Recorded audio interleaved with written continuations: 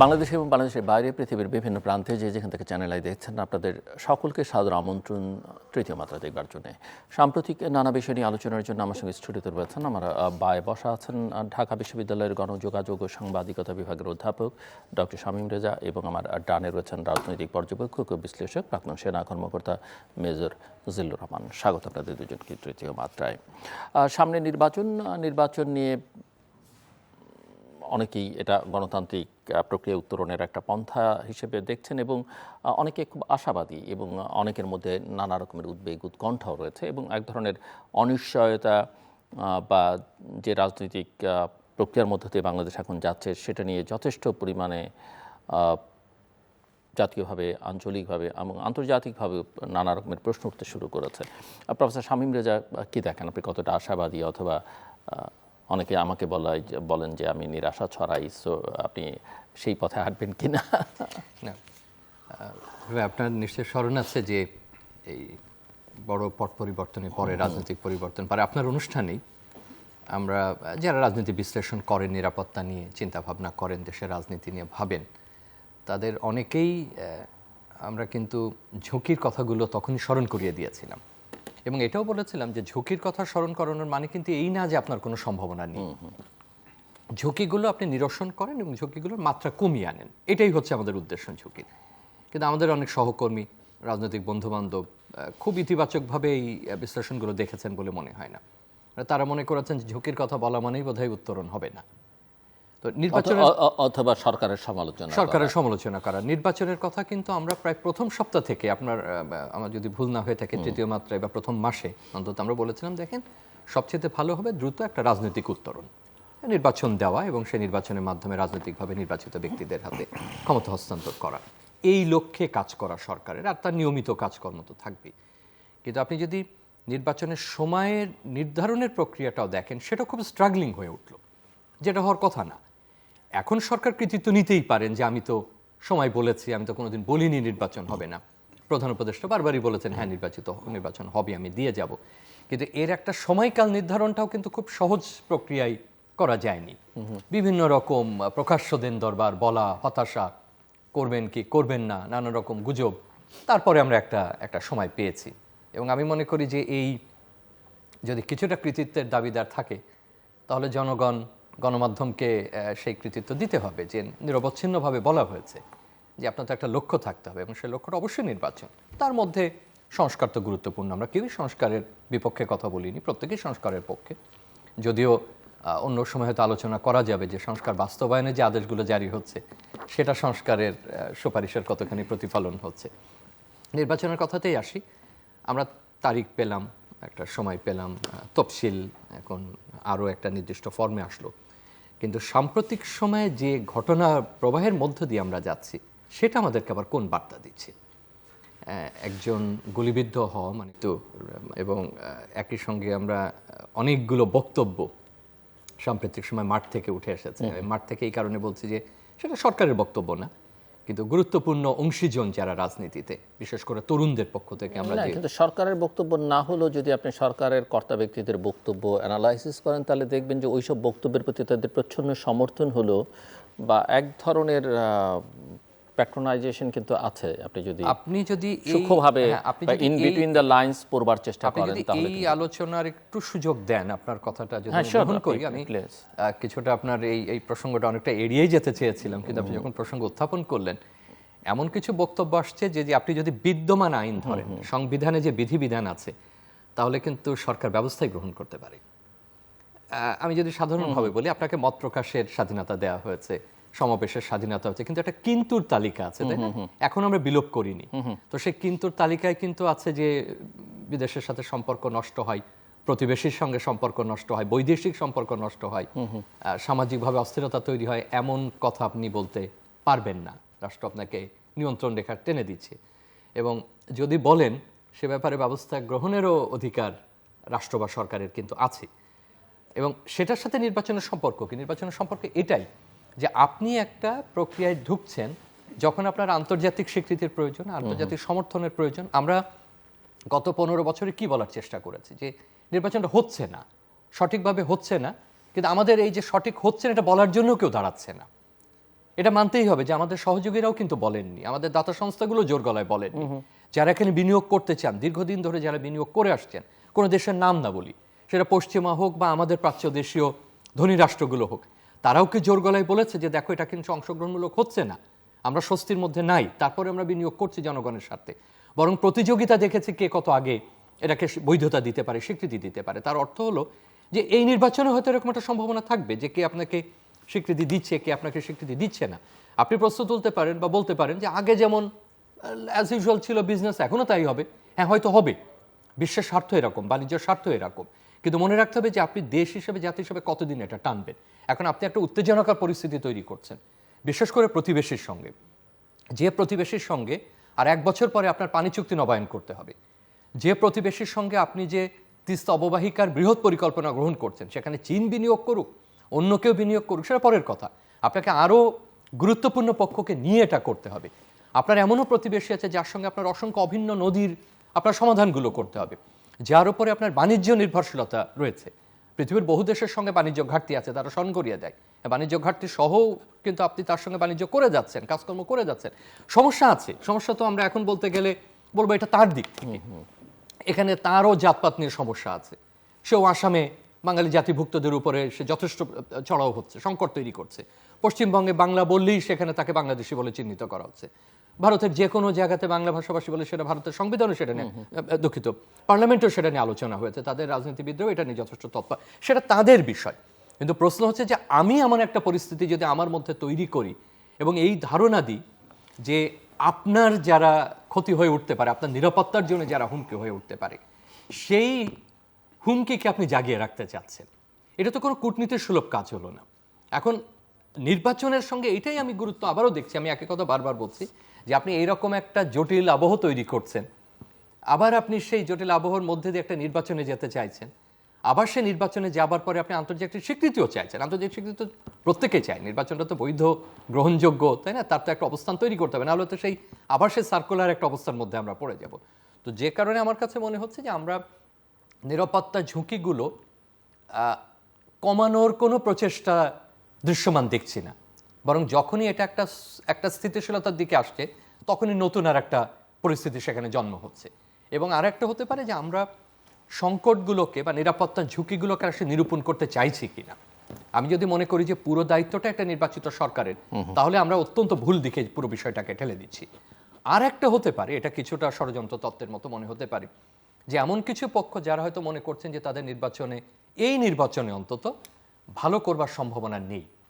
অতএব যেহেতু ভালো করবার সম্ভাবনা নেই, অতএব আপনি যদি একটা পরিস্থিতি তৈরি করতে পারেন অভ্যন্তরীণভাবে, যে পরিস্থিতিটা এখান থেকে স্পিল ওভার ইফেক্ট চলে যাচ্ছে প্রতিবেশীর উপরে, যে প্রতিবেশী সামরিক দিক থেকে, কূটনৈতিক দিক থেকে যথেষ্ট সক্ষম বলে আমরা তাকে মনে করি, যার সঙ্গে কাজ করতে গেলে আমাদেরকে কূটনৈতিক সক্ষমতা দেখানোর প্রয়োজন আছে, গণতান্ত্রিক প্রতিষ্ঠার, আমাদের এখানে গণতন্ত্র প্রতিষ্ঠার প্রয়োজন আছে, সেখানে একটা দুর্বল অবস্থা আমি তৈরি করলাম। সুতরাং সেটা প্রত্যক্ষভাবে পরোক্ষভাবে নির্বাচনী প্রক্রিয়া, নির্বাচনের পরে যে ক্ষমতার হস্তান্তর, এমনকি নির্বাচনে যারাই আসবেন বা যারা সরকার গঠন করবেন, তাদের জন্য অত্যন্ত কঠিন হয়ে উঠতে পারে।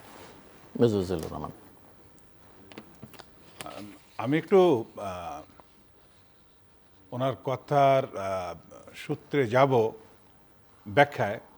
প্রথমে একটু বলে নিই যে ভাই যেটা দিলেন যে বড় ক্যানভাসটা মেইনলি নিরাপত্তা, প্রতিবেশী, উত্তেজনা। সর্বপ্রথমে বলতে চাই যে আন্তর্জাতিক সম্পর্কে, ইন্টারন্যাশনাল রিলেশনসে বলা হয় যে your neighbour is your national enemy. এটাকে সর্বদাই ধরে নিয়ে আপনার রাষ্ট্র পরিচালনার নীতি প্রণয়ন করতে হবে এবং সেভাবেই প্রতিবেশীর সঙ্গে আপনাকে চলতে হবে।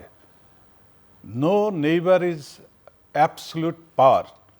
যত বড় শক্তি সামরিক দিক থেকে হোক, হয়তো কেউ অর্থনৈতিক দিকে বলছেন যে মানে শত্রুতার ভাবটা সবসময় বজায় রাখতে হবে। না, আমি শত্রুতার ভাব বলছি না, এটা হচ্ছে আন্তর্জাতিক সম্পর্ক, ইন্টারন্যাশনাল রিলেশনসের থিওরি।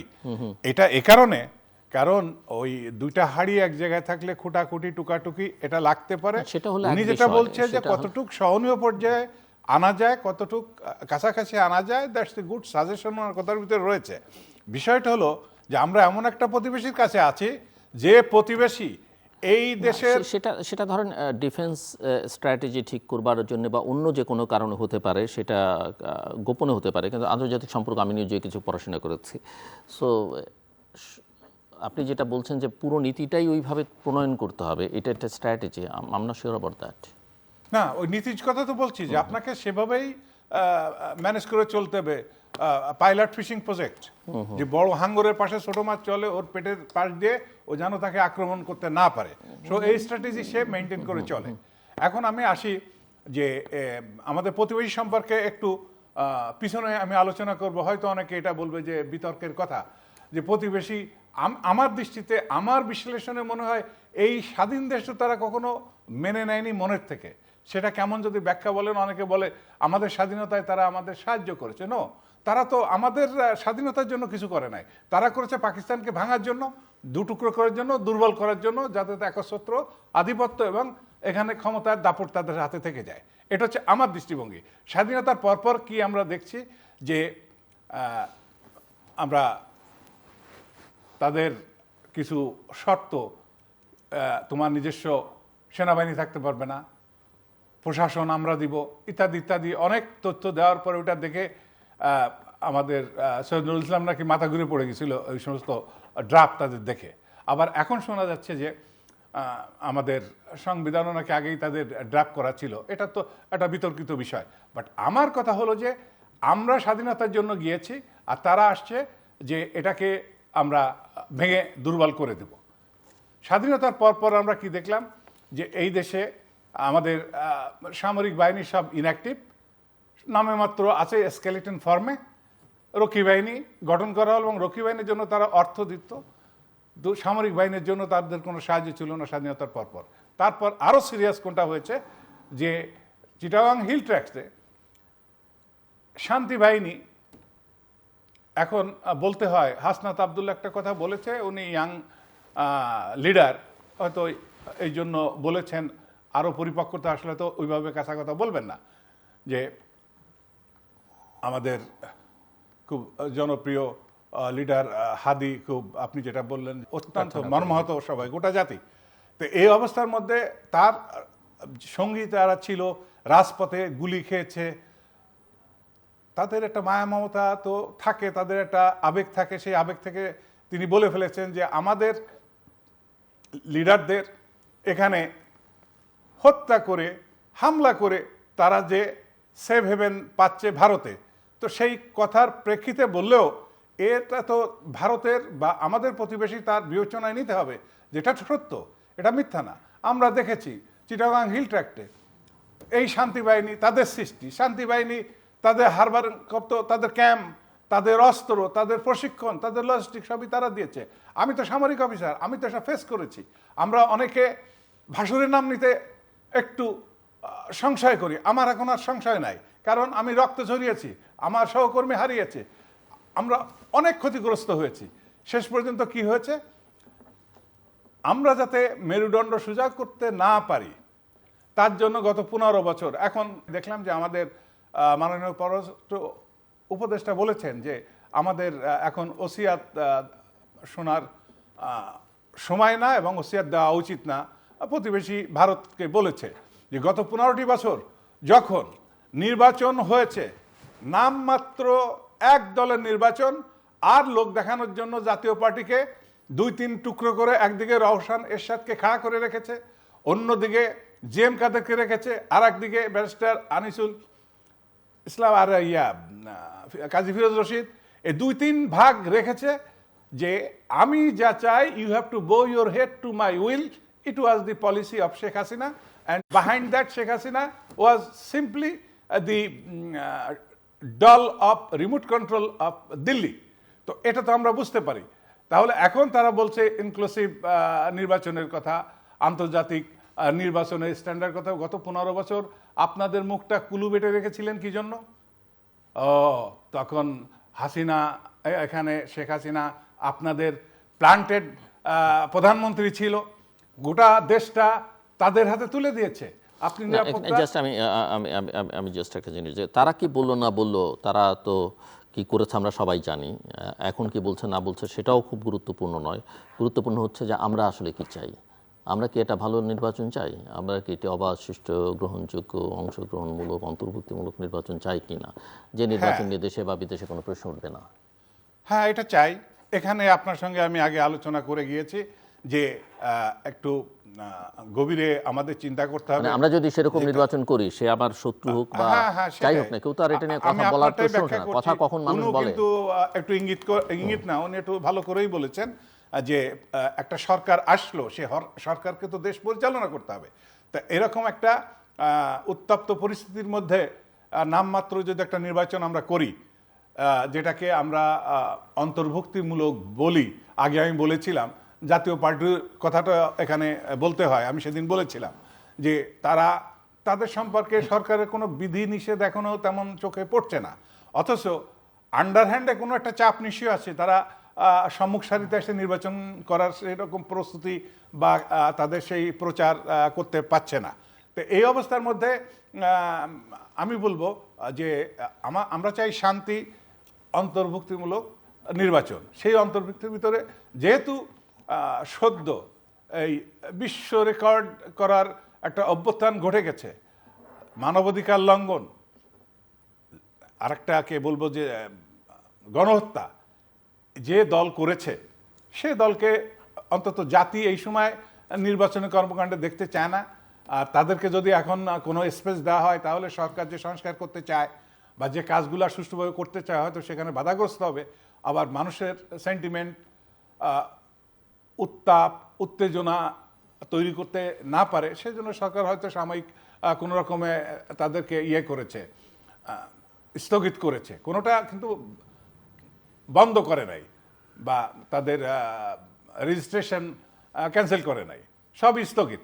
তো স্থগিত অবস্থায় হয়তো কখনো সময় আসবে, আমি সারপ্রাইজ হব না এর পরবর্তী কোনো সরকার এসে যদি তাদের সাথে আঘাত করে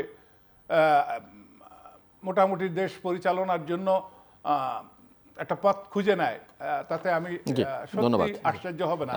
কারণ যে আমি এখন বলতে চাই যে আকাঙ্ক্ষা আমাদের 5 আগস্টের পরে ছিল, সেই আকাঙ্ক্ষা পূরণ হওয়ার মতো পরিস্থিতি আমরা দেখছি না। ডক্টর ইউনূস যেদিন নির্বাচন যেভাবে উনি দেন, উনি প্রথমে বলেছেন নির্বাচন দিবেন, এমন দিতেই হবে, তা নাহলে তো আন্তর্জাতিক আপাতত শেষ স্বীকৃতির দরকার আছে।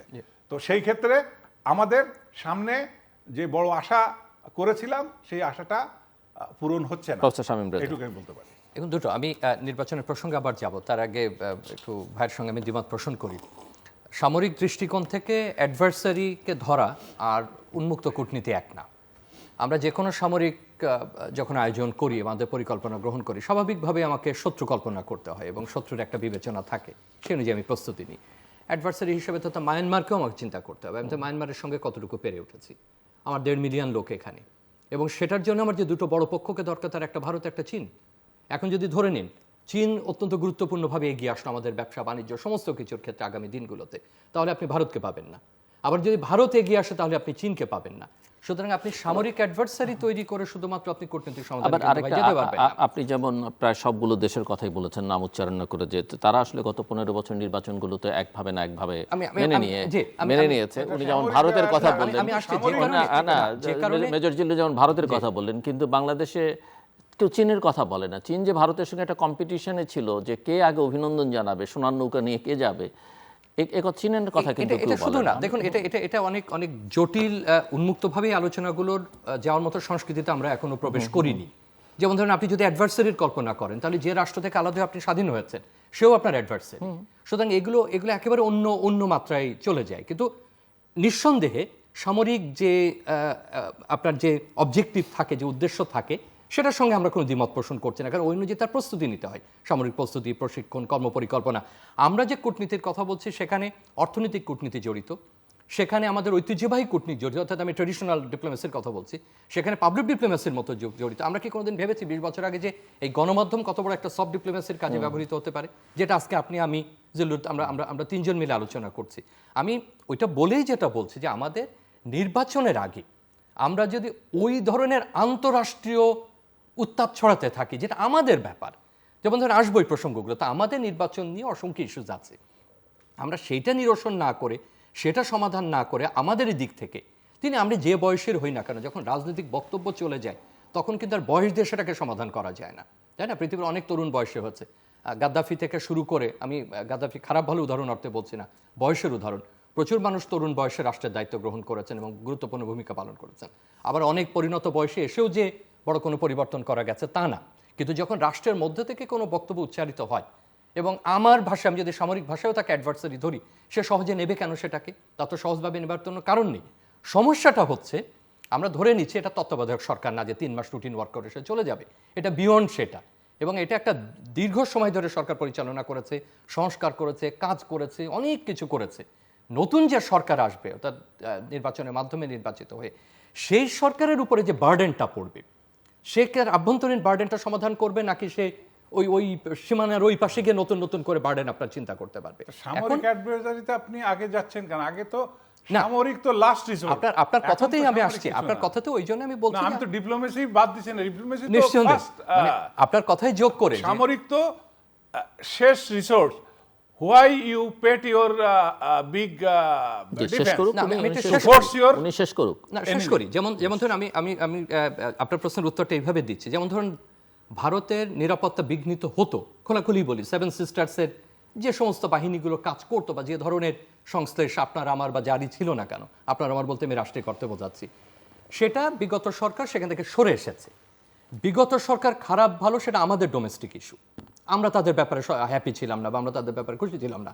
বাংলাদেশ রাষ্ট্রের পক্ষে কি আবার পুনরায় সেখানে ফিরে যাওয়া সম্ভব হবে জেলু ভাই? এটা তো সম্ভব না কোনো অবস্থাতেই। যে কারণে কথাগুলো বলছি যে কে করেছে সেটা মুখ্য না।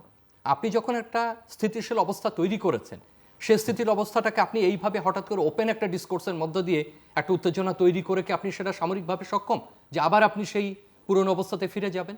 এটা এই কারণে নির্বাচনের জন্য জরুরি যে এই নির্বাচনের সময় যখন আপনার ইশতেহারগুলো ঘোষণা হবে, বিভিন্ন দলগুলো, যে দলগুলো এর আগে হয়তো রাষ্ট্র ক্ষমতায় ছিলেন বা ভবিষ্যতে বা অন্য কোনো ক্যাপাসিটিতে যারা ছিলেন, তাদের জন্য কাজ করাটা অত্যন্ত দূর হয়ে পড়বে, যে সে কার পক্ষে কাজ করবে, কার নিয়ে কাজ করবে, কোন আদর্শ নিয়ে কাজ করবে। এখন এবার আগের আলোচনাতে ফিরে আসি।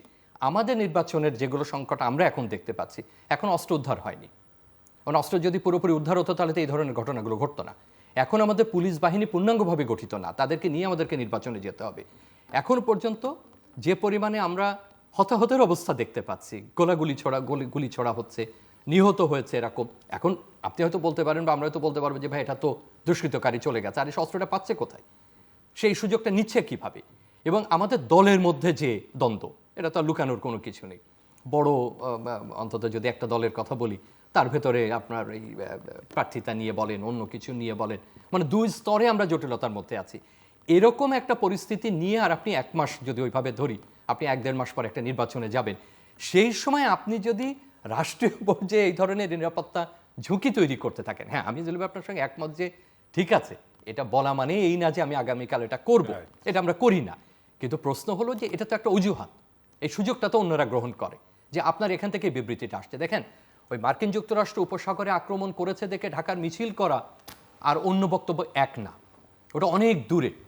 মার্কিন যুক্তরাষ্ট্রের বিরুদ্ধে প্রতিদিন দক্ষিণ আমেরিকায় মিছিল হয়, প্রতিদিন তার বিরুদ্ধে নিষেধাজ্ঞা করে, ওইটা দিয়ে মার্কিন যুক্তরাষ্ট্রের সক্ষমতা যাচাই করা যায় না, বা নিরাপত্তার ইস্যুসগুলো যাচাই করা যায় না। আবার মার্কিন যুক্তরাষ্ট্র জানে তাকে অল আমেরিকান কনফারেন্স ডাকতে হয়, সামিট ডাকতে হয়, যে যত দুর্বলই সে হোক না কেন তার এমন কিছু তার লেভারেজ আছে যেটা দিয়ে সে মার্কিন যুক্তরাষ্ট্রকে প্রতিনিয়ত বিরক্ত করতে চাইতে পারে। অতএব আমরা তো কাউকে বিরক্ত করব নাকি সংকট নিরসনে যাব? আমি আবার বলছি, আমার পানি চুক্তি নবায়নের বিষয় আছে, আমার তিস্তা অববাহিকার বিশাল কাজ আমার ভবিষ্যৎ প্রজন্মের জন্য বাকি আছে, আমার বিরাট একটা রোহিঙ্গা নিয়ে আমি এখানে বসে আছি। আমি এখনো জানি না যে আসলে বিশ্ব পরিস্থিতি কোন দিকে যাচ্ছে। সেটা যে ABCD যে দল ক্ষমতায় আসুক, আগামী 5 বা 10 বছরে কি তাকে সেটা মোকাবেলা করতে হবে না? বিশ্ব বাণিজ্য বলি, সামরিক সংকট বলি, কিংবা এই যে শিফটিংগুলো হচ্ছে, এই কারণে বলছি যে আমরা আগ বাড়িয়ে কোনো কিছু যাতে না করি। প্রতিবেশী দেশের নিঃসন্দেহে দায়িত্ব ছিল পুরনো নির্বাচনগুলো নিয়ে কথা বলা, তো যে নির্বাচনগুলো আমরা পার হয়ে আসছি। আমরা বারবার বলেছি যে তোমার সাথে যদি আমার এতই ঘনিষ্ঠতা থাকে তাহলে তুমি বলোনি কেন যে দেখো কাজটা ঠিক হচ্ছে না, তুমি এটা ঠিক করছো না। একই সঙ্গে আমি মনে করি এই যে নির্বাচনটা হতে যাচ্ছে, সেই নির্বাচনটা এমন হবে যে প্রতিবেশী জন বলে yes it's a good election, এবং এই নির্বাচনের ব্যাপারে আমি পূর্ণাঙ্গভাবে যারা নির্বাচিত হচ্ছে তাদের সঙ্গে আমি কাজ করতে আগ্রহী, বা আমার যা স্বাভাবিক সম্পর্ক ছিল। কিন্তু আমি যদি তার নিরাপত্তার হুমকিটা এখনই তৈরি করে দিই, তাহলে সে আমার সঙ্গে কাজ করবে কি করে? এবং আমি সরি টু সে যে যেখান থেকে এই বক্তব্যগুলো উত্থাপিত হচ্ছে তাদের খুব যে রাজনৈতিক সম্ভাবনা রয়েছে, খুব যে সরকার গঠনের সম্ভাবনা রয়েছে, তাকে কালকে গিয়ে যে দক্ষিণ এশিয়ার কূটনীতি করতে হবে বা বিয়ন্ড সেটা করতে হবে, এরকম কোনো সম্ভাবনা দেখি না। অতএব আমি সবকিছু মিলিয়েই একটা ঝুঁকি দেখছি। তার মানে এই না যে নির্বাচন হবে, বা নির্বাচন হবে, নির্বাচন যে বাংলাদেশের কোনো দায়িত্ব মূল্যে তারা হবে। নিয়ে নিতে পারছেন সেরকম। না, এটা রেজা ভাই যেটা বলছেন যে অতটা উত্তেজনা আমি মনে করি না। ভারতের বড় রাষ্ট্র হিসেবে অনেক বিশাল দায়িত্ব। তার প্রতিবেশী রাষ্ট্র বাংলাদেশ, সেখানে যেন একটা সুষ্ঠু নির্বাচন হতে পারে, অন্তর্ভুক্তিমূলক বলতে পারে, তাতে বাধা নেই, যেটা আপনি অলরেডি কভার করেছেন। এটা বিগত 15টি বছর তাদের বলা উচিত ছিল। কিন্তু এটা তো ভারতের সবচেয়ে বড় মাথা ব্যথা, যেটা আমরা সব বিষয়েই লক্ষ্য করি, সেটা হচ্ছে তার নিরাপত্তার ইস্যু। অন্য অনেক কিছু ম্যানেজ করা যায় ভারতের সঙ্গে, বা আপনি ডিল করতে পারবেন। সিকিউরিটি ইস্যুতে তার কোনো ছাড় দিবে না, ছাড় দিবে না, কারণ তাদের আপনি আমলা বলেন, সামরিক অথবা বেসামরিক আমলা আর ডিপ্লোমেসি, তারা আমাদের থেকে হাজার গুণ পরিপক্ক। নিরাপত্তা ইস্যুতে তার একটা হ্যাঁ, তাদের এখন যেটা হয়েছে, আমাদের শেখ হাসিনা ক্ষমতা থেকে যাওয়ার পর তাদের টোটাল যে স্ট্র্যাটেজি ডিফেন্স পলিসি ছিল এই বেল্টে, পুরাটা তাদের রিশাফলিং করে রিডিজাইন করতে হচ্ছে। আর বাংলাদেশের সাথে পাকিস্তানের সম্পর্ক, উন্নয়ন, চীন আরও কাছে আসা, টার্কির সাথে সম্পর্ক, সব কিছু মিলিয়ে ভারত, আপনি যেটা বলছেন রাইট, তারা এখন মনে করছে যে এটা তাদের জন্য একটা থ্রেট। হ্যাঁ, তাদের জন্য থ্রেট। ডিপ্লোম্যাটিক চ্যানেল আপনি যেটা বলেছেন, ইট ইজ ওপেন। যুদ্ধে আমরা যুদ্ধ করি, আমি যুদ্ধ করব, আপনি অ্যাম্বাসেডর, আপনি ডিপ্লোমেসি, আপনি ইউনিভার্সিটির প্রফেসর, ভিসি, আপনি আপনার লেভেলে কূটনীতি করবেন। আমি তো আর কূটনীতির জন্য তৈরি না। কিন্তু সেলিম ভাই, সেটা তো একীভূত হতে হবে। আপনি আপনার আপনি তো চাইলেই যুদ্ধ করতে পারবেন না, নীতি নির্ধারকরা না চাইলে, পলিটিশিয়ানরা না চাইলে, বা অন্যান্য শক্তিগুলো না থাকলে। যে প্রতিবেশী বড় রাষ্ট্র হিসেবে তার দায়িত্ব রয়েছে। যদি এখানে এমন কোনো ইস্যু থাকে যেটা তাদের জন্য ইরিটেশন, তারা তাদের চ্যানেলে বলতে পারে। আরেকটা কথা এখানে বলার দরকার, সেটা হলো, আমি যদি আমার অধিকারের কথা বলি, আমি যদি আমার ন্যায্য হিস্সার কথা বলি, তখন যদি বলেন যে আমি ঘাট তেড়ামি করছি, অ্যারোগেন্সি করছি, এটা তো আমার কাছে গ্রহণীয় না। আপনি প্রতিবেশী না, আপনি অনেক বড় প্রতিবেশী, ফাইন, প্রতিবেশী তো প্রতিবেশী সুলভ আচরণ করতে হবে। এখন আপনি সারাক্ষণ যদি আমাকে বঞ্চিত করেন, সব সময় যদি আমাকে ওই কোন নিশার নমনম করার পরিবেশ পরিস্থিতির মধ্যে রাখেন, সেটা how far and how long you can do it. এখন এই যে ইয়াং জেনারেশন অনেক লেখাপড়া করে, তারা অনেক বিশ্ব পরিস্থিতি বোঝে। আপনি যেটা বললেন যে জিও পলিটিক্স, শুধু আমাদের এখানে বিশ্ব বাণিজ্য, বিশ্ব রাজনীতি, সব কিছু মিলে আমার সামনে চলতে হবে। সেই সামনে চলতে গেলে ভারতকেও ভাবতে হবে যে বাংলাদেশ তাদের দরকার আছে। হতে পারে ছোট, ভাঙা চুলাটা সংসারে, ভাঙা কুলাটা দরকার হয় ছাই ফেলার জন্য। তো বাংলাদেশ ছোট রাষ্ট্র হতে পারে, কিন্তু ভারতের একদম এমন একটা অবস্থানে জিওগ্রাফিক্যালি আমরা আছি, ভারত কখনোই চাইবে না বাংলাদেশ তাদের হাতছাড়া হোক। আর আমাদের মেঠো পথে গরম গরম বক্তৃতা কিছু দিলাম, এটা নিয়ে ভারত মনে করে না যে আহামরি কিছু হলো। যেটা আপনি বললেন যে যারা বক্তব্য বিভিন্ন জায়গা থেকে উঠে আসছে, তারা ক্ষমতায় আসবে এমন কোনো নজির আমি দেখছি না। আর নজির থাকলেও ক্ষমতায় এসে চট জলদি একটা ফরেন পলিসি চেঞ্জ করে ফেলবেন, স্ট্র্যাটেজি চেঞ্জ করে, এত সোজা না। বিশাল একটা মেশিনারিজ আছে স্টেটে, সব অর্গানের সাথে কথাবার্তার দরকার আছে। তারপরে আপনার এলিট যারা আছে তাদের সাথে কোঅর্ডিনেশনের ব্যাপার আছে। সব কিছু মিলিয়ে আমরা যুদ্ধের কথা বলি না, আমি বলি যে ডিপ্লোমেসি, যে টনি ব্লেয়ার বলেছিল যে আমি আর্মি কেন রাখি, আমি আর্মি রাখি so that my opponent is forced to sit on the dialogue table. তো আর্মি শুধু সবসময় যুদ্ধ করার জন্য না, আর্মিকে রাখা হয় শেষ রিসর্ট। তার আগে আমাদের, আপনি যেটা বললেন ফর্মাল যে ডিপ্লোমেসি চ্যানেল, সেটা তো চলবেই। যে আমাদের পররাষ্ট্র উপদেষ্টা, তো উনি তো রেগুলার কথা বলছেন, তাদের সাথে যোগাযোগ আছে। এটা কি অন্যায় যে আমাদের ইন্টারন্যাশনাল ট্রাইব্যুনাল কোর্টে যেখানে সাজাপ্রাপ্ত আসামি তাদের কাছে চাওয়া হলে, এটা কি অন্যায় যদি বলা হয়? সেটা তো বড় রাষ্ট্র হিসেবে তারা অন্যায় করবে। তাদের তো রিগার্ডস দিতে হবে যে এই আইন কানুন, এই বিচারের উপরে। আরেকটা কি, যে এই লোকগুলা আমরা দেখছি যে তারা এখানে ক্রাইম করে ওখানে গেছে, আর ওখানে যে উস্কানি দিচ্ছে দেশের ভিতরে অশান্তি ক্রিয়েট করা, নৈরাজ্য সৃষ্টি করা, তো এটা তো ভারতের দেখা উচিত প্রতিবেশী রাষ্ট্র হিসেবে। আমি মানে হ্যাঁ, আমার ভালো প্রতিবেশীর কাছে প্রতিবেশী সুলভ আমি বিহেভিয়ার অ্যান্ড কন্ডাক্ট চাই। কেউ এখনো তো মুখ খুলছে না যে হ্যাঁ তোমরা এখানে যারা এসে শেল্টার নিয়েছো, দুদিন আগে দেখলাম কলকাতায় কোথায় রেড করে কতগুলো ধরছে, কাগজপত্র ঠিক নাই, কি করবে তার এখনো ঠিক নাই। কোনো ক্যাম্পে নিয়ে রাখবে নাকি বাংলাদেশে ফেরত দিবে? মূল কথা, আমরা নির্বাচনের দিকে এগোচ্ছি। এই নির্বাচনটা আপনি যেটা বলেছেন এটা সবাই সংশয় আর ক্ষমতার পালা বদল সব কিছুর ভিতরে আর একটা গুরুত্বপূর্ণ ইস্যু সামনে আসছে। তারেক রহমান 25 তারিখে দেশে আসলে তখন কিছু অনিশ্চয়তা, সন্দেহ, কিছু অবিশ্বাস, অনেক কিছু দূরীভূত হবে। শুধুমাত্র তারেক রহমান যেদিন বাংলাদেশে পা রাখবে তখন অনেক কিছু আমার মনে হয় যে রাজনৈতিক আকাশে যে মেঘগুলো আছে আস্তে আস্তে পরিষ্কার হয়ে যাবে। উনি আসলে আমার মনে হয় যে ছোটোখাটো যে ইরিটেশনগুলো আছে অনেকগুলা ক্লিয়ার হয়ে যাবে। যেমন আপনি একটা প্রবলেম সলভ করতে থাকেন, আপনি তো টার্গেট খুঁজছেন যে who is the main man যার সাথে আমি ডায়লগে গেলে এই প্রবলেমটা সলভ হতে পারে।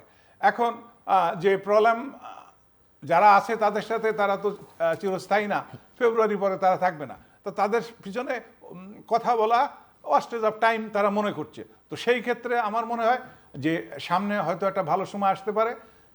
ইনক্লুসিভ নির্বাচনের ইস্যুটা একটু ক্লিয়ার করতে হবে।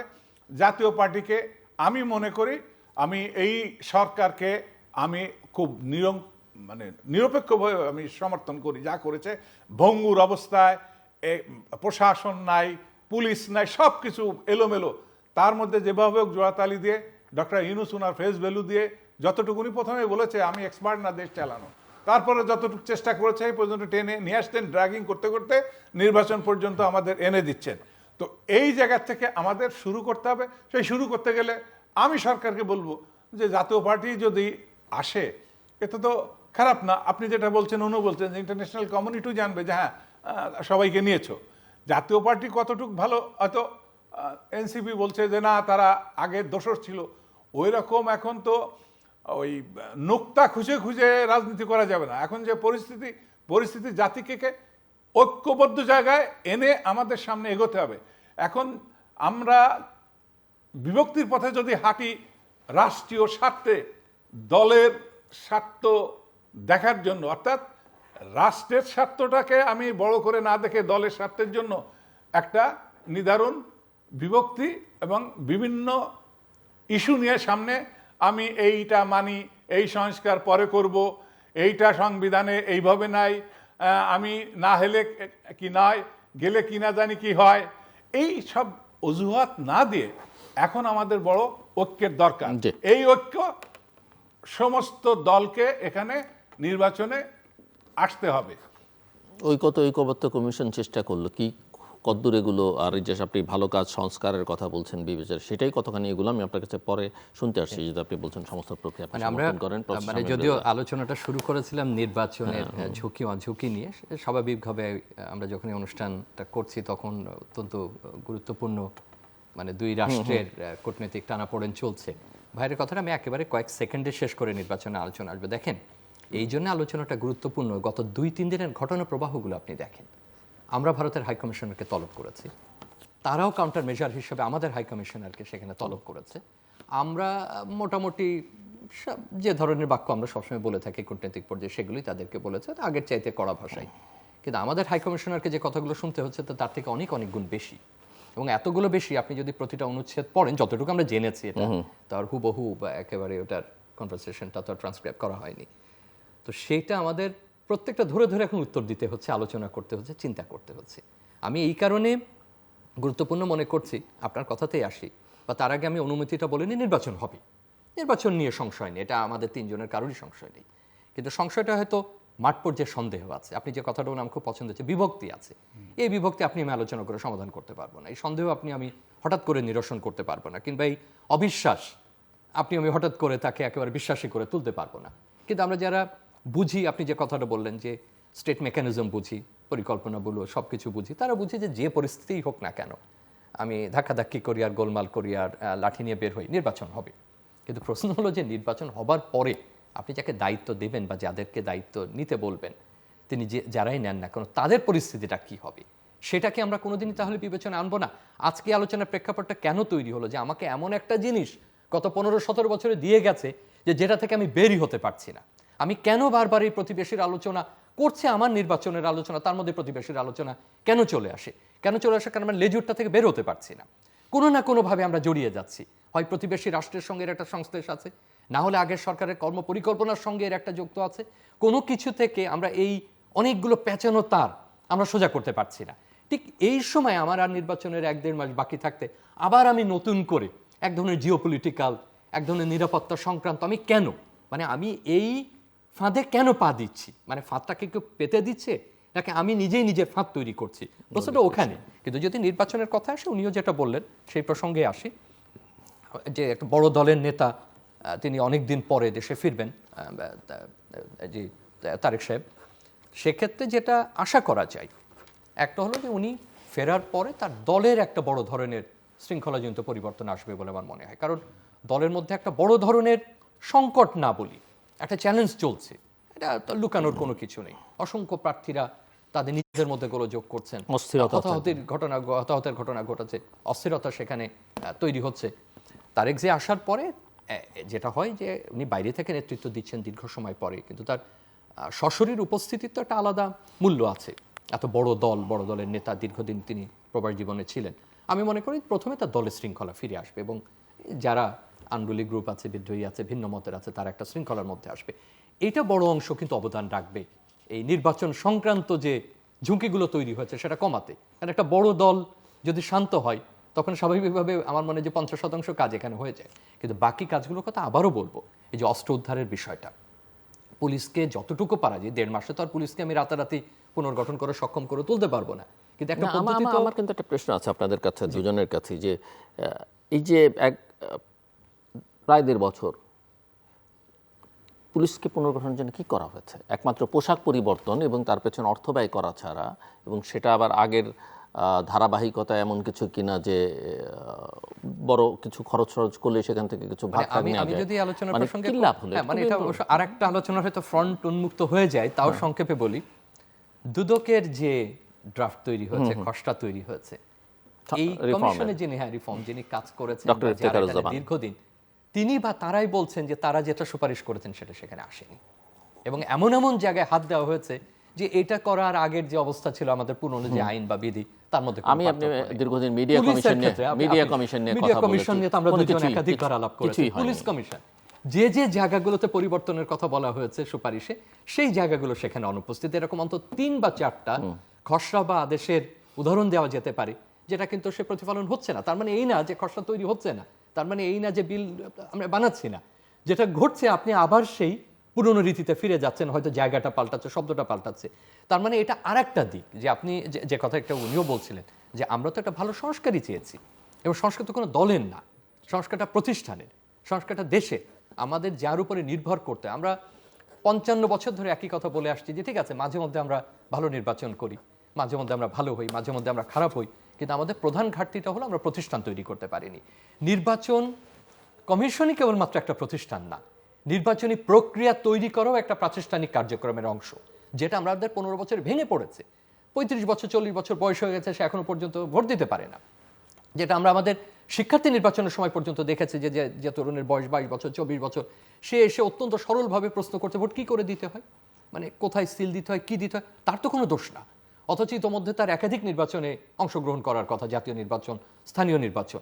এই পরিবর্তন আমরা চাই যে একটা নির্বাচনের মধ্যে দিয়ে একটা নিয়মতান্ত্রিক, গঠনতান্ত্রিক একটা পরিবর্তন আসুক। কিন্তু আমরা যদি এই কাজগুলো এখন না করি, যে প্রশ্ন উনি শুরুতেই করেছিলেন, পুলিশকে তো কিছুটা হলে আমাকে এই মুহূর্তে সক্ষম করতে হবে, যেভাবেই যে কাঠামোতেই হোক না কেন।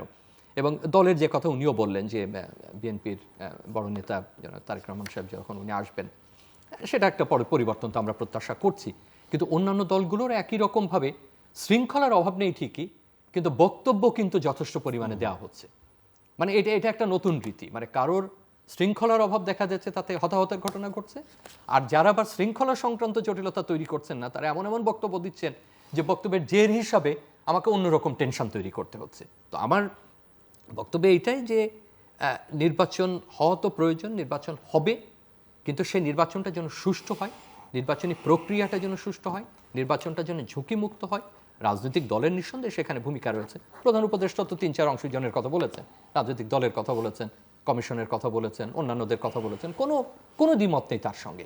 কিন্তু আপনি এই স্থিরতা কতদিনে আনবেন, সেই প্রচেষ্টাটা দৃশ্যমান হতে হবে এবং সেই বার্তাটা যেতে হবে। আর এর বাইরে তো আমি আগেই বলেছি নিহতের ঘটনা আছে, হতাহতের ঘটনা তো অসংখ্য আছে।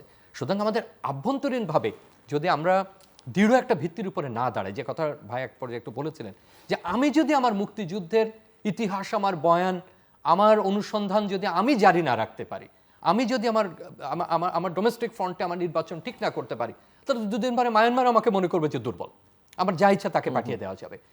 আমি একমত আপনার সঙ্গে যে কে বড় প্রতিবেশী, কে ছোট প্রতিবেশী, এটা বড় কথা না। ধরুন বাংলাদেশের উদাহরণ একসাথে রাখি, শ্রীলঙ্কার ব্যাপারে কি ভারত যা ইচ্ছা তাই করতে পেরেছে? আমাদের বড় প্রসঙ্গ টানার দরকার না, আমরা তিনজনই বুঝতে পারছি, দর্শক শ্রোতা বুঝতে পারছে। মালদ্বীপে কি সে তার প্রভাব রাখতে পেরেছে? পারেনি। নেপালে কি সে তার প্রভাব রাখতে পেরেছে? পারেনি। নেপাল তো আমাদের চাইতে ওই অর্থে যদি সক্ষমতায় বলি, মালদ্বীপের কথা বলি, শ্রীলঙ্কার প্রসঙ্গ আপনার না টানি হয়তো ওটা নিরূপণের অনেক আলোচনা প্রয়োজন পড়বে। তার মানে অন্তত 4টা দেশের উদাহরণ দিতে পারছি আমরা, যে চাইলেও, ক্ষমতা থাকলেও, সামরিক এবং বাণিজ্য দুটো প্রভাব থাকলে আপনি যা ইচ্ছা তাই করতে পারেন না। আমাদের সে সক্ষমতা আছে, কিন্তু প্রশ্ন হলো আমরা কেন ভালনারেবল হচ্ছি, মানে জেনে শুনে আমি কেন ফাঁদে পা দিচ্ছি, আর জেনে শুনে কেন আমি একটা বিপন্ন অবস্থা তৈরি করছি।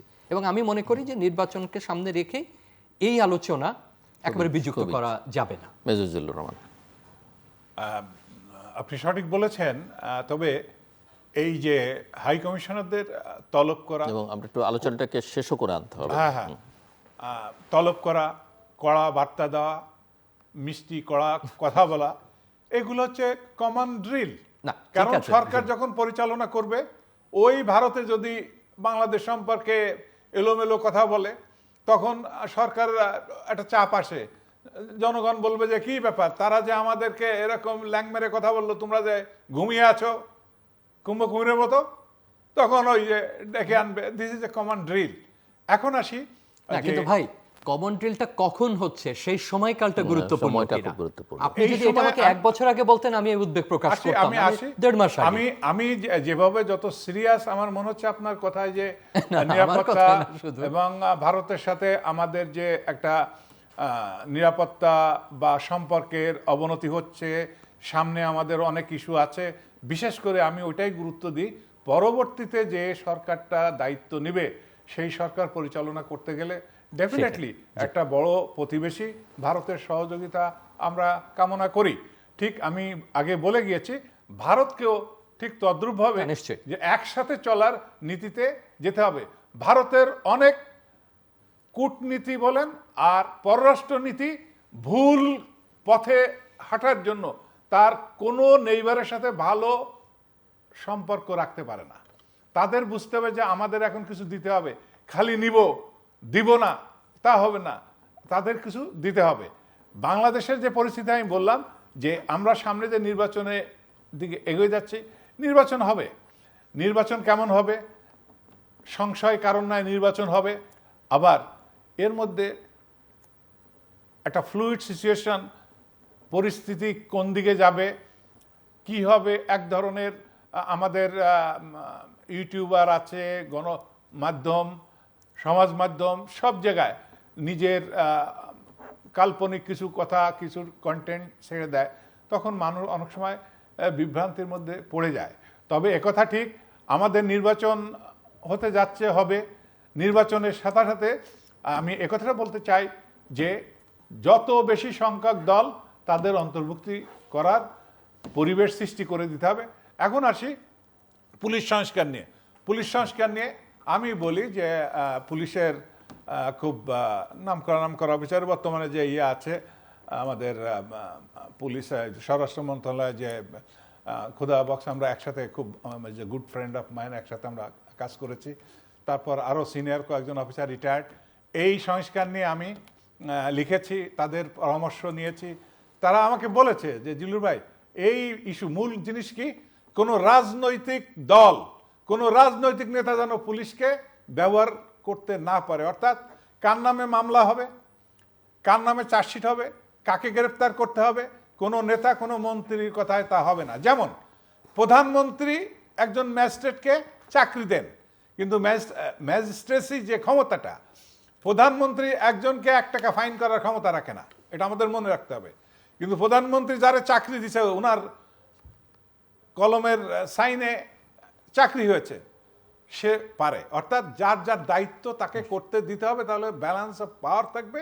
তা না হলে এই অতীতে যে ইস্যুগুলা হয়েছে, পুলিশকে বলে দিচ্ছে অমুকরে ধরো, একজন ওসি অনেক সময় অসহায়ত্ব প্রকাশ করেছে, অনেক সময় এমপির সাথে তর্কে লিপ্ত হয়েছে। আমি দেখেছি, স্যার আমরা তো প্রশিক্ষিত, এই তো এই অপরাধ করে নাই, এটা খারাপ দেখাবে, আগে একটা বলছিলেন ওটা করছে, এরকম অনেকভাবে বোঝানোর চেষ্টা করেছে। অর্থাৎ আমাদের এমপি বেশিরভাগ কতটুকু কোয়ালিফাইড এটা আমরা সবাই জানি। একজন ওসি তাদের চাইতে অনেক আইন কানুন বোঝে, তাদের অভিজ্ঞতা এবং তাদের কর্মজীবনের প্রশিক্ষণ সব কিছু মিলে। আমরা সেটা চাই যে পুলিশ সংস্কার এখনো তো আমরা দেখতে পাচ্ছি না। তারা যে সুপারিশ করেছে তো ইন্ডিপেন্ডেন্ট থাকবে, এটা হচ্ছে না কেন? অর্থ স্বরাষ্ট্র মন্ত্রণালয় বাইরে নিতে হবে। আমার প্রশ্ন, আপনি তো বলেছেন যে আপনি সরকার অনেক ভালো কাজ করেছে, আপনি সরকার সমর্থনও করেন, এই কাজটা হলো না কেন? এই কাজটা তো অনেক জরুরি ছিল, তাই না? অবশ্যই হলো জরুরি না কেন আমার প্রশ্ন। হলো কোনো না, রাজনৈতিক দলকে এটা বাধা দিয়েছে? কেউ কি আপত্তি করেছে? না, কোনো রাজনৈতিক দল আপত্তি করেছে এমন কিছু এখনো রাজনৈতিক দলের ইনভলভমেন্ট আমরা পাচ্ছি না। আমরা তো দেখছি যে রাজনৈতিক দলগুলো অনেক ক্ষেত্রে চোখ বন্ধ করে সরকার যা চাইছে তাকে রাইট, সমর্থন করে দিচ্ছে। এখন তো আমার তো মনে হয় যে ডক্টর ইউনূস স্যার এখানে একটা ম্যাজিক দেখাই যেতে পারে, যেমন বিচার বিভাগে দেখিয়েছেন। ঠিক এখানেও পুলিশকে স্বাধীন করে দেন, তারা তো মানুষ, তারা তো আমাদের ভাই, আমাদের সন্তান। এমন না যে স্বাধীন করে দিলে সরকার মানব না, ব্যাপারটা তা না। তাদের শিক্ষা আছে, তাদের দেশপ্রেম আছে, প্রশিক্ষণ আছে, উনি জানেন, ওনার হাতে আইন আছে যে কি করতে হবে। আজকে আমি আমার এক আইজি সৌদাল হক স্যার, আমার আর্মার্ড অফিসার ছিল, একসময় ওই যে মানিকা তারে চাকরি থেকে বহিষ্কারের ব্যবস্থা করেছিল, ফার্ম গেট এক সার্জেন্টকে আটকাইছিল। সার্জেন্ট বলছিল আমার আইজির ইনস্ট্রাকশন আছে, বলে আমি এখানে আদালত ঘোষণা করলাম। আইজিরে জিজ্ঞেস করছে, উনি অন করছে যে হ্যাঁ আমি এটা বলছি ট্রাফিক করা নিয়ে। তো উনি যখন খুলনার ডিআইজি ছিল 90 সালের দিকে, তা আমি একদিন রিং করছি, স্যার আমার বাড়ি বাগেরহাট, এই এসপি মাহবুর রহমান, আমার মনে আছে, এসপিকে একটু বলে দেন ওই ওসিকে এই ঘটনা। আমাকে স্যার বললেন, উনি এত অনেস্ট, পুরা পুলিশ বাহিনী করে বাংলাদেশ সবাই জানে। উনি বললো, জিল্লু দেখো, এসপি জানে আইন নিয়ে এই করতে হবে, ওসিও জানে, ওরা যদি ভুল করে সেটা আমি দেখবো। ঠিক তদ্রুপভাবে আজকে আমি বলবো, ইউনূস স্যার পুলিশকে স্বাধীন কমিশন করে দেন, স্বরাষ্ট্র মন্ত্রণালয়ের খপ্পর থেকে বের করে দেন। ওইখানে ওই কার বদলি হবে, কার প্রমোশন হবে, আর কোন স্বরাষ্ট্রমন্ত্রী বউ কত টাকা নিবে, কোন স্বরাষ্ট্রমন্ত্রী শাশুড়ি কয় টাকা নিবে, ছেলে কয় টাকা নিবে, এসব বন্ধ করতে হবে, পুলিশকে স্বাধীন করে দিতে হবে। Thank you doctor Shamim Reza. আমরা পররাষ্ট্র সচিব ব্রিফিং করছেন পদ্মায়, আমি এইভাবে যদি পড়ি যে আসন্ন নির্বাচন নিরাপত্তা সহ বাংলাদেশের সামগ্রিক পরিস্থিতি নিয়ে বিদেশি কূটনীতিক, জাতিসংঘ সহ আন্তর্জাতিক সংস্থার প্রতিনিধিদের উদ্দেশ্যে তিনি ব্রিফিং করছেন। যদি নির্বাচনের সঙ্গে এই আলোচনা যুক্ত না হতো তাহলে পররাষ্ট্র সচিব কেন এই মুহূর্তে ব্রিফিংয়ে যাবেন? এবং সবশেষ এই সংবাদের শেষটা আরও 2 লাইনে, তফসিল ঘোষণার পরে কূটনৈতিক সোর্সে বলা হচ্ছে আইন শৃঙ্খলা পরিস্থিতি নিয়ে রাজনৈতিক দলগুলোর উদ্বেগের প্রেক্ষাপটে বিদেশি কূটনীতিকদের মাঝে নানান প্রশ্ন দেখা দিয়েছে, যার প্রেক্ষাপটে এই ব্রিফিং করা হচ্ছে। তাহলে আমরা যে আলোচনা করছিলাম তার থেকে নির্বাচনের প্রক্রিয়াকে আপনি আলাদা করতে পারেন কিনা, কারণ তাদের উদ্বেগ আছে এবং সেই উদ্বেগটাও সমানভাবে গুরুত্বপূর্ণ। ডেভেলপমেন্ট পার্টনার আমার কাছে যেটা মনে হয়, আমি যদি নির্বাচনের প্রসঙ্গে বলি, 2টো প্রসঙ্গে তো আমরা আলোচনা করছিলাম, এখনো আমাদের নির্বাচনের আস্থার পরিবেশ ফিরে আনতে হবে, পরিবেশ না আস্থার পরিবেশ ফিরে আনতে হবে। নির্বাচন কমিশন তার কাজ করবেন। আমার মনে হয় যে বিভিন্ন রকম বক্তব্যর চাইতে তারা কতটুকু কাজ দৃশ্যমান করলেন সেটাই জানানোটা বেশি কাজে লাগবে। আমাদের অনেক ধরনের বক্তব্য দেয়, আমাদের বক্তব্য দেওয়ার একটা অভ্যাস হয়ে গেছে। এনারা অত্যন্ত মুরব্বী মানুষ, অত্যন্ত দক্ষ মানুষ, তারা বরং কাজটা করে আমাদেরকে জানালে সেটা জনমনের আস্থা ফিরে আসবে। আইন শৃঙ্খলার কথা আমরা দুজনই বলেছি, এখানে রাজনীতিবিদদের একটা ভূমিকা আছে। শুধু তার পুলিশের উপর দায়িত্ব দিলে হবে না, যৌথ বাহিনীর উপরে দায়িত্ব দিলে হবে না। সুতরাং আইন শৃঙ্খলার আবার অন্য অর্থে বলবো যে সরকারেরও একটা বড় দায়িত্ব আছে। আমরা কিন্তু আশা করেছিলাম সরকার আরও কঠোর হবেন, সেই কঠোর হবার সুযোগ তার ছিল। এখন এই সরকারের একটা তাদের এক ধরনের স্নেহের একটা ভাব আছে যে তরুণরা একটা বড় পরিবর্তন করেছেন, তারা অনেক স্নেহশীল, সবার প্রতি একটা ভালোবাসা তাদের আছে, সেটাও আমরা বুঝি। কিন্তু এখন বোধহয় কঠোর হবার সময় এসেছে। গণমাধ্যমের একটা ভূমিকা রাখতে হবে। ভাইও বলেছেন সামাজিক মাধ্যম, ভাই আমরা কেউ সামাজিক মাধ্যমকে নিয়ন্ত্রণ করে উঠতে পারবো না, কারো মুখ আটকে রাখতে পারবো না। সবচেয়ে ভালো হবে যে মূলধারার গণমাধ্যম দায়িত্বশীল ভূমিকা পালন করে, সাংবাদিক হন, বিশ্লেষক হন, আমরা যে যেখানে আছি তারা যদি আমাদের ভূমিকাটা পালন করে, আমার মনে হয় তো আরও একটা বড়, এবং সেই অংশীজন হিসেবে তাদেরকে সেই স্বীকৃতি দিতে হবে।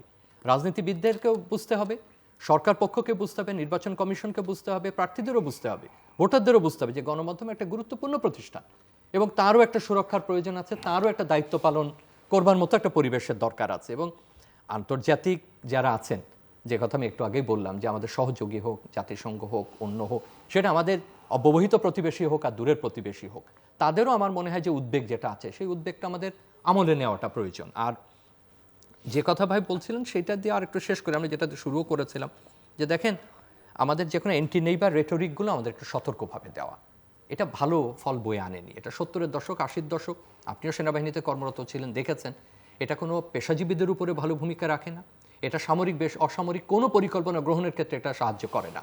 আমরা একটা ভিন্ন পরিস্থিতিতে, আমরা স্নায়ুযুদ্ধের মধ্যে নাই, একটা নতুন বিশ্ব ব্যবস্থা গড়ে উঠতে যাচ্ছে। সুতরাং আপনি তরুণ বলুন আর মধ্যবয়সী বলুন আর পরিপক্ক কূটনীতিক বলুন, সাধারণ মানুষ বলুন, প্রত্যেকে একটা নতুন বিশ্ব ব্যবস্থার সঙ্গে খাপ খাইয়ে নিতে হবে। অর্থাৎ আমরা এই এন্টি প্রতিবেশী, এন্টি বিশেষ কোনো দেশ, এই ধরনের আমার মনে রেটরিক থেকে আমাদের সরে আসা, এবং আমাদের একটা কূটনীতি মনস্ক জাতির প্রয়োজন, আমাদের সেই কূটনীতি সুলভ আচরণের প্রয়োজন।